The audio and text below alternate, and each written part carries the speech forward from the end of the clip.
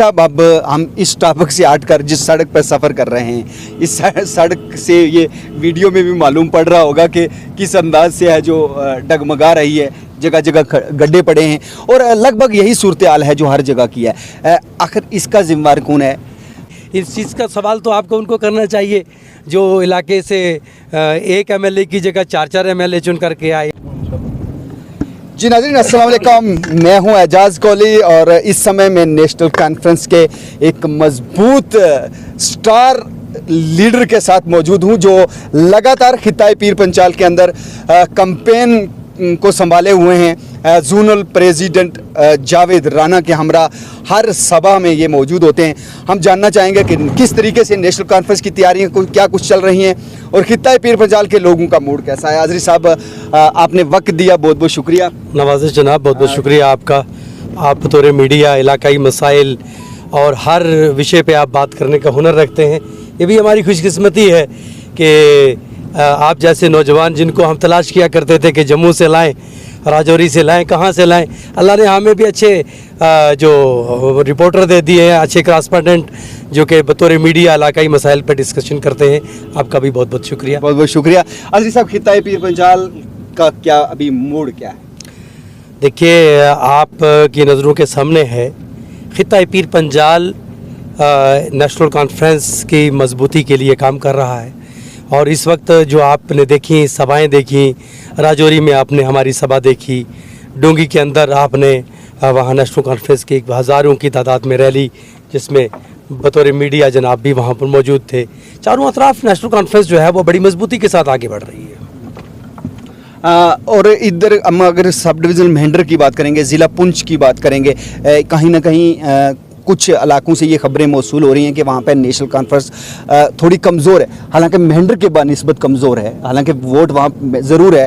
तो वहाँ पे क्या कुछ माहौल है? क्या इलेक्शन की कैसी कैंपेन चल रही है? कौन वहाँ पे कैंपेन है जो वो संभाल के अभी वहाँ पे कर रहे हैं? और जो बड़े लीडरान का दौरे हैं उनका शेड्यूल क्या है, कब से वो विज़िट कर रहे हैं खिताई पीर पंजाल का? देखिए, मैं आपको बता दूँ कि जहाँ नेशनल कॉन्फ्रेंस सबसे मजबूत तरीन जमात है, मेंढर की वजह से पूरे जोन पीर पंजाल, पूरे खित्ता पीर पंजाल में नेशनल कॉन्फ्रेंस मजबूत है। उसकी वजह भी ये है क्योंकि एक लीडरशिप की वजह से ही कोई पार्टी आगे निकलती है और जावेद राना साहब जो कि यहाँ से कई मरतबा अपनी जीत दर्ज करवा चुके हैं और एक बड़े दिग्गज नेता के तौर पर जाने जाते हैं। पार्लियामेंट्री बोर्ड के अंदर जिनका एक अजीम तर मकाम है, उनकी क़यादत में जहाँ पूरे सूबा के अंदर, पूरे जोन पीर पंजाल के अंदर प्रोग्राम्स चल रहे हैं, जहाँ पार्टी बहुत ही मजबूत है, तो वहाँ तो जाहिर सी बात है कि कुछ लोग इस तरह की बातें फैलाने की कोशिश करेंगे कि हम उनको घर के अंदर उन्हें जो है कमज़ोर बताने की कोशिश करें, क्योंकि सियासत तो इसी का नाम है।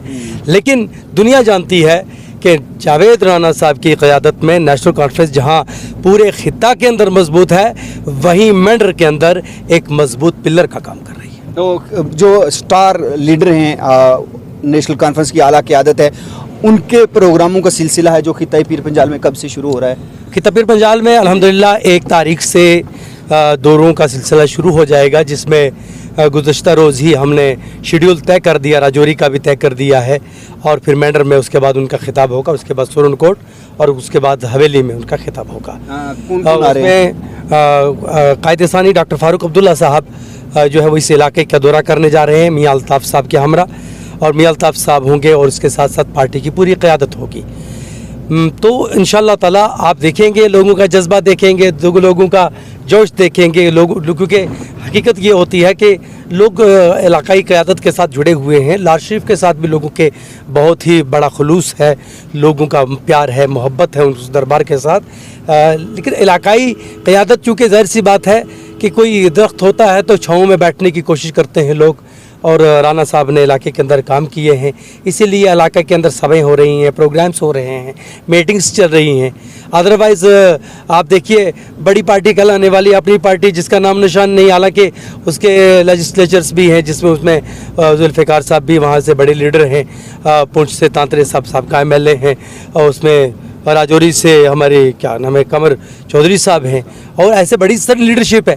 लेकिन जब तक इलाके के अंदर मोमेंट नहीं होती है, मोमेंट इलाकाई लीडरशिप की वजह से होती है, और लीडरशिप ज़ाहिर सी बात है कि खिता के अंदर पार्टी और पूरी सीट के ऊपर एक अच्छा मैसेज इसी वजह से गया है कि इलाके के अंदर प्रोग्राम हुए हैं, तो वो प्रोग्राम्स जो है इलाके के लीडरों ने किए हैं, हमारे कारकुन्स जो हैं वो कर रहे हैं, और वो उस सारे सिस्टम को लीड करने के लिए ऊपर जनाब जावेद राना साहब हैं और हमारी पूरी क़यादत है, हमारे पूरे राजौरी के नौजवान हैं, बुज़ुर्ग हैं, हमारे ज़िला पुंछ की पूरी क़यादत है। अजीज साहब, अब हम इस टॉपिक से हटकर जिस सड़क पर सफ़र कर रहे हैं, इस सड़क से ये वीडियो में भी मालूम पड़ रहा होगा कि किस अंदाज से है जो डगमगा रही है, जगह जगह गड्ढे पड़े हैं और लगभग यही सूरत हाल है जो हर जगह की है। आखिर इसका जिम्मेदार कौन है?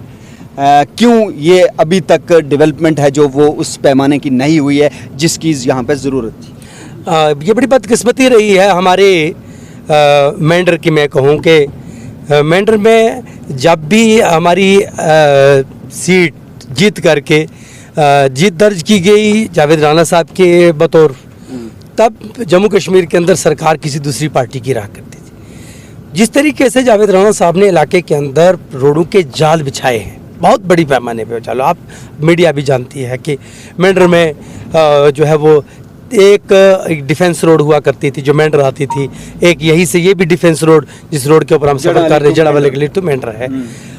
तो इन सड़कों के अलावा कोई भी सड़क नहीं होती थी और पूरे हर गांव के अंदर मेंढर में अगर आप देखेंगे आज बॉर्डर बेल्ट से लेकर के हर इलाके में सड़कों का जाल है।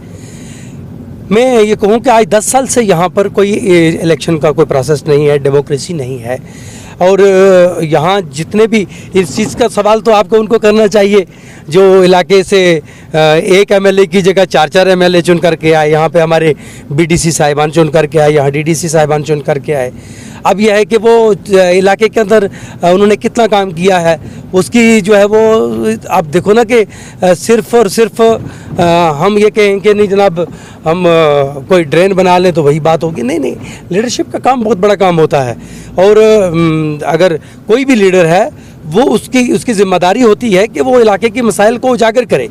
और इन इलाका जात से ये सड़कें गुजरी है, जो सड़क गुजरी है, ये सड़क अपग्रेडेशन में जावेद राना साहब ने जो है वो डाली थी सुरन मेंढर रोड को। अब उसके बाद इसके ऊपर जब काम हुआ तब जावेद साहब एमएलए तो थे नहीं, उसके बाद जब चूँकि वो 10 साल से जब यहाँ पर एसएससी नहीं हुआ है, तो उसके बाद जब यहाँ पे लुक डाली गई तो लुक पे के ताल्लुक से थोड़ा सा प्रोटेस्ट हुआ, लेकिन उसके बाद न जाने क्या हुआ, क्योंकि यहाँ वो तो जवाब देंगे, यहाँ की जो लोकल लीडरशिप है वो जवाबदेह होगी। वो किसी भी इलाके में सपोज कर लो कि वो सखी मैदान की सड़क की बुरी हालत है, वो उस इलाके के जो नुमाइंदगान थे वो जवाब दें, वो इस इलाके के जो नुमाइंदगान हैं वो जवाब दें, क्योंकि यहाँ पे जो मटेरियल लगाया गया, पोर मटेरियल लगाया गया, जिसकी वजह से जो है इसकी ये सूरत हाल बनी। तो मैं कहता हूँ कि यही सारी चीज़ें हैं, इन तमाम चीज़ों को लेकर के आगे चलने के लिए एक बेहतरीन क़यादत की ज़रूरत होती है। तो वो वहाँ पे जाकर के कहीं हमारी लोग जो हैं वो चूक कर जाते हैं। अजीज साहब, एक बड़ा नुकसान हुआ है, अगर जैसे आपने भी बात की कि पिछले 10 साल से कोई यहाँ पे डेमोक्रेसी का सेटअप नहीं है, सड़कों का, ये तो एक एग्जाम्पल के तौर पे हम बता रहे हैं, गवर्नमेंट स्कूल के हवाले से यही बात है, पानी के हवाले से ही, बिजली के हवाले से ही, लेकिन ख़ासकर सबसे बेसिक चीज़ सड़क है। क्या इस सड़क के हवाले से कोई किसी एजेंसी को इंक्वायरी नहीं करनी चाहिए? ये एक सड़क नहीं, मेंढर की जितनी सड़कों पर ब्लैक टॉप हुआ है, क्या इसकी इंक्वायरी नहीं होनी चाहिए? जी बिल्कुल, इसकी इंक्वायरी होनी चाहिए। और मैं कहना चाहूँगा कि इस मीडिया के चैनल से के माध्यम से कहना चाहूँगा कि ये करोड़ों का गबन हुआ है, तो क्यों गबन हुआ है, और इस गबन को किसी न किसी एतबार से गवर्नमेंट को चाहिए कि वो इसके ऊपर बड़े पैमाने पर एक्शन ले। और गवर्नमेंट जो है वो जो एजेंसीज़ हैं उनको चाहिए कि ये गबन हुआ कहाँ से है। और मुझे तो ऐसा लगता है कि ये गबन करने के लिए ही तो ये सरकार यहाँ पर जो है वो इलेक्शन नहीं करवा रही है, क्योंकि गबन नीचे से लेकर ऊपर तक लोग मिले हुए हैं और वही सब जो है वो तबाही के जिम्मेदार हैं। तो इसमें मैं ये समझता हूँ कि अगर लेफ्टिनेंट गवर्नर साहब इस बात को समझते हैं कि इतना बड़ा गबन हुआ है इन सड़कों के ऊपर, इतना बड़ा ब्लंडर हुआ है, जो हमारी इस वक्त तक जो पानी की स्कीमें हैं, जेजेएम की स्कीमें हैं, वो कंप्लीट नहीं हो पाई हैं। तो ये क्यों नहीं हो पाई हैं? और उनके ऊपर से पैसा जो है साइड से निकलता चला जा रहा है, नॉर्म्स के मुताबिक काम नहीं हो रहा है। तो उधर से बड़े दावे हैं सरकार के। आज तो मजबूर होकर के भारतीय जनता पार्टी को बैकफुट पे क्यों जाना पड़ा? क्योंकि जो दावे थे उनके वो कहीं ना कहीं बेसूद साबित हुए। और यहाँ पे जो सूरत हाल है वो उसकी जिम्मेदार यहाँ की इंतज़ामिया है, यहाँ के जो वो लोग हैं जो उनके साथ मिल करके उनका ब्लंडर कर रहे हैं, कहीं उनको वहाँ बेवकूफ़ बना रहे हैं। और उन्होंने वहाँ बेवकूफ़ बना करके बड़े पैसे लिए हैं, बड़े पैसे ऐंठे हैं, बड़े ठेके ले लिए हैं। लेकिन वो आज इस एतबार से उनकी सूरत ये है कि वो कहीं बंद दरवाजे से रात को किसी साहब के पास जाकर के मीटिंगें कर रहे हैं और दिन को कहीं कर रहे हैं। और उनको आज की तारीख में वो जो है वो कई हॉस्पिटल्स के अंदर जो है वो एडमिट किए गए हैं। वो बताने के लिए उन्होंने कागजात मुरतब करने शुरू किए हैं कि हम बीजेपी को बताएंगे कि कल तक हमने आपसे पैसे लिए थे। तो वो कल बीजेपी अगर हमें पूछेगी कि आप लोगों ने जो है वो इलाके के अंदर काम क्यों नहीं किया हमारी पार्टियों के इशारे के ऊपर, तो वो ये बताने के लिए इस वक्त हॉस्पिटलाइज हो चुके हैं। तो मैं कहना चाहूँगा कि इस पर गौर करना चाहिए। किसी एक फ़र्द की वजह से, चंद लोगों की वजह से ये लाखों लोगों का जो है वो नुकसान हो रहा है।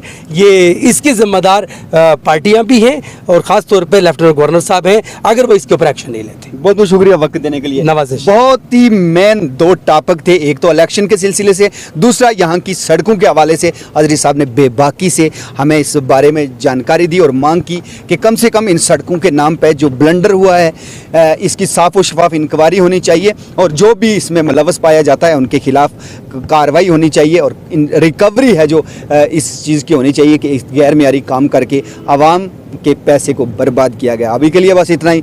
आप देखते रहिए पीर पंजाल। अल्लाह हाफिज़।